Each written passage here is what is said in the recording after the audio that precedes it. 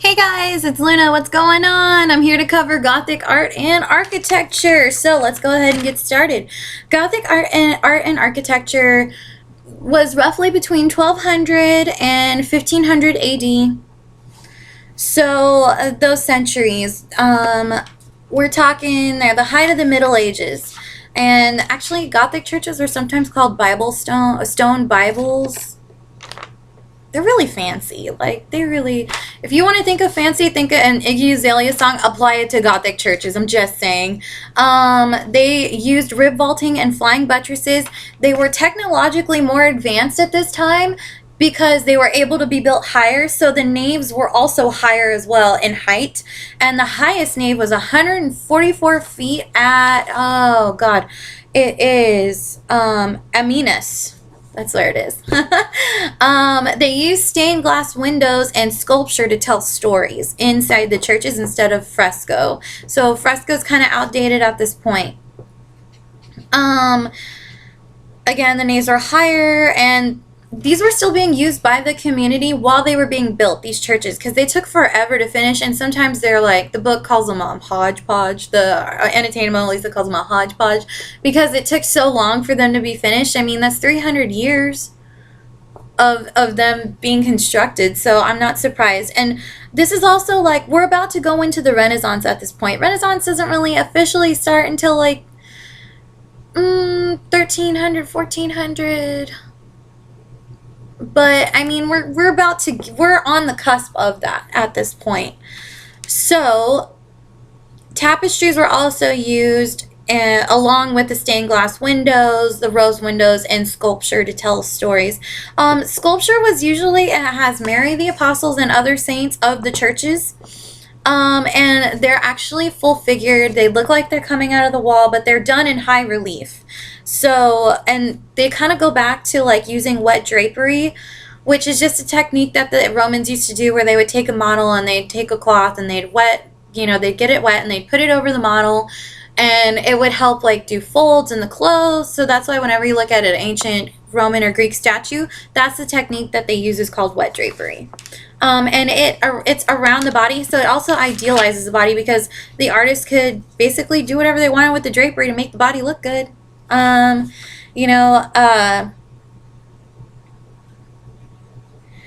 the sculptures, usually they're on the door jambs of the portal. Like, I covered a portal. I have it again here so you guys can see, please. I know it looks crappy, but I'm not an artist. I'm an art historian, but for the sake of showing you guys just a good example, like, here's what a portal is, like right here. This is the door, the entryway to the church. And so the door jamb would be located, let's see, where did I put my little door jamb? Here we go. There's a jamb column, and then there's the actual jamb figure. So they'll be interplaced. Some churches have them all together and then a couple of columns. So it just depends on what church you're looking at. But that is classified as Gothic. And they look like they're coming out of the wall, but they're still attached to the wall. They just look detached. So again, that's high relief. And they're usually on pedestals too. So I know some people are going to ask me about this, about gargoyles and Gothic churches, and I absolutely love the Gothic style. I don't know why. It's very lacy, it's very frilly and pretty, and like, it is the epitome of girly is the best way I can explain it. And when you want to think of it, you want to think of like high tea time, like tea sets and doilies and like lace and all the open windows and colors. Like, just think of it like that, and the way I'm describing it. And I'll also give you guys a couple point of references at the end of the video, like I usually do, so that way you guys know what to kind of look out for in your art and architecture. But gargoyles were served for two purposes, actually. One, to drain the rainwater away from the buildings, because a lot of these buildings were so high they would collapse. And then the other problem is water erodes stone over time. It's kind of a problem with using stone as for your foundation or to help build your church. It's not like wood, where wood will last at least a good couple of years. Stone can just erode away the more it rains, and a lot of these are done in Europe, where it's usually rainy most of the winter and it's frozen. And then, like, again, stone, it's basically it's rocks. So rocks heat and constrict and heat and constrict, and rainwater seeps in there, and then when it gets frozen enough, it'll just crack and break. So basic geology for you guys too. And also that's why they had the gargoyles there, to drain the water. And another good thing they were for is to ward off evil and negative energy from the churches. What they supposedly did. I think it was kind of both. So a great example of a Gothic church is Notre Dome. Love Notre Dame. It is beautiful. It has, also they use flying buttresses, which I have drawn a flying buttress. Again, it's not that good, but I have drawn it for you guys. So a flying buttress attaches to the building. See right here, this is my wall to my building. This right here is the flying buttress. So this just gives extra support, since because these buildings would collapse, people would have to constantly rebuild them because they just got so high and so full of stuff, and like, you know, they were just so frilly and dainty and over the top done that they needed extra support to actually ground these things down. So this would be the flying buttress. The buttress would start on the ground. It would go up, and it would have, depending on how high the building was, they could either do short ones or big ones.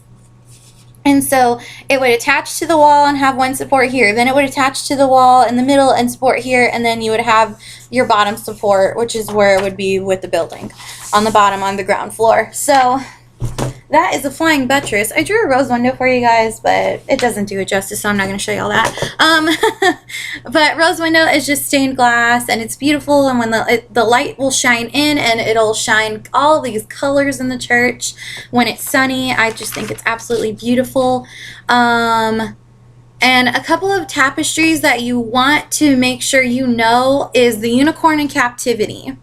So it's, you know, it's that one painting where it's like the unicorn, and it's in a circular wooden fence, and it's like sitting down but also kind of like kneeling up, and it's in a forest. My godmother had that actually in her living room for the longest time, and I didn't know that was the name of it until I became an art historian. Resurrected Christ is usually depicted in daily life in the churches, and tapestries as well. And tapestries are made of silk, and they use a loom to create the design or image onto, you know, the tapestry. Because before this, all we had was the Bayeux tapestry, which was actually hand embroidered. At this time, we actually had a technological advancement, which is the loom. So it helped you weave, you know. Or, I mean, they could have done hand weaving, but hey, that takes forever. I'd rather embroider than do that. A great points of references are, so let's go with the 100 Years' War and the story of Joan of Arc in France. That's a great point of reference for this time period. Notre Dame, which, FYI, if you've seen Sherlock Holmes: A Game of Shadow with Downey Jr. and Jude Law, they actually go behind Notre Dame in the back on their way to Paris in the movie. So spoiler alert. Or, you know, if you just want to, like, yeah, I've, like, flipped shit in the theater when I saw them, like, passing behind Notre Dame the first time. I was like, oh my gosh, I should go behind Notre Dame, because I want to go see it. And it has so many buttresses. Like, the only reason I knew that it was Notre Dame is because it has so many buttresses on the back of it that the original architect had to put so many on there that the priest looked at it and was like, it's so ugly. Can you make it any prettier? So with all the buttresses. So he had to go back, take the buttresses off, and, you know, redo them to make them look more aesthetically pleasing and more decorative. So that way they wouldn't look so bad. So that's how I knew it was Notre Dame that they were passing behind in the movie.